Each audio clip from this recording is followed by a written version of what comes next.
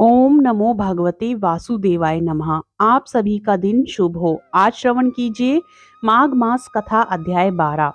मित्रों, यदि आपने 11वां अध्याय श्रवण नहीं किया है तो डिस्क्रिप्शन बॉक्स के लिंक पे जाकर आप श्रवण कर सकते हैं। माघ मास की कथाओं को श्रवण करने से पुण्य फल की प्राप्ति तो होती ही है, साथ ही श्री हरि भगवान विष्णु की कृपा भी उस व्यक्ति पर सदा सर्वदा बनी रहती है।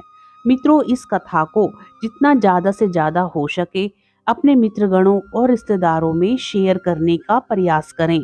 इससे भी पुण्य फल की प्राप्ति होती है। मित्रों, आगे की कथा में यमदूत जी कहने लगे कि जो कोई प्रसंग भी एकादशी के व्रत को करता है वह दुखों को प्राप्त नहीं होता।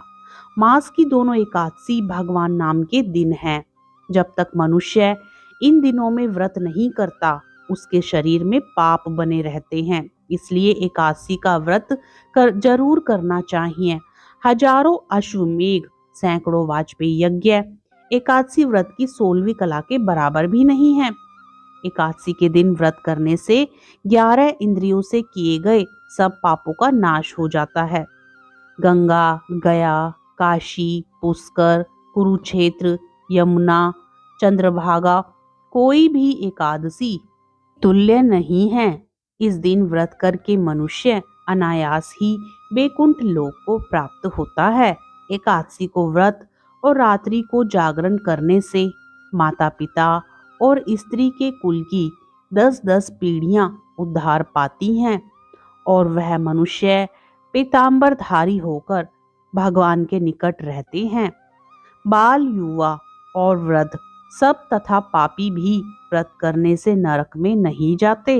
यमदूत कहता है कि हे वैश्य, मैं सूक्ष्म में तुमसे नरक से बचने का धर्म कहता हूँ। मन, कर्म और वचन से प्राणी मात्र का द्रोह ना करना, इंद्रियों को वश में रखना, दान देना, भगवान की सेवा करना, नियम पूर्वक वर्णाश्रम धर्म का पालन करना, इन कर्मों के करने से मनुष्य नरक से बच जाता है।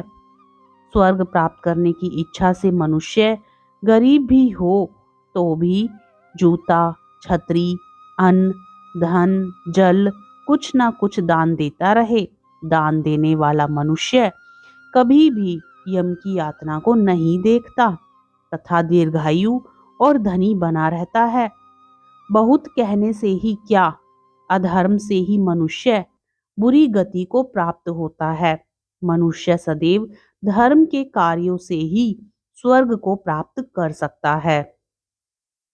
इसलिए बाल्यावस्था से ही धर्म के कार्यों का अभ्यास करना चाहिए और पुण्य कर्म करते रहना चाहिए। इससे भगवान श्री हरि की कृपा तो प्राप्त होती ही है, साथ ही जातक पर माता लक्ष्मी की कृपा भी बनी रहती है।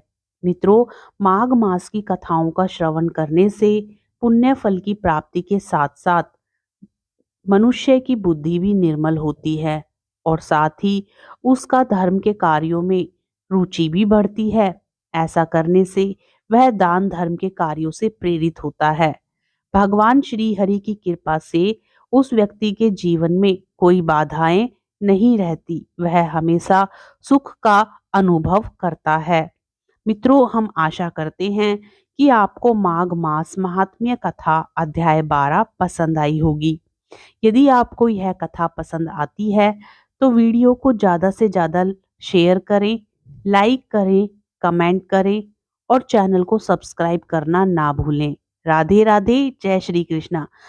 कल हम माघ मास का 13वां अध्याय श्रवण करेंगे। इसके लिए चैनल से जुड़े रहें और सब्सक्राइब जरूर करें।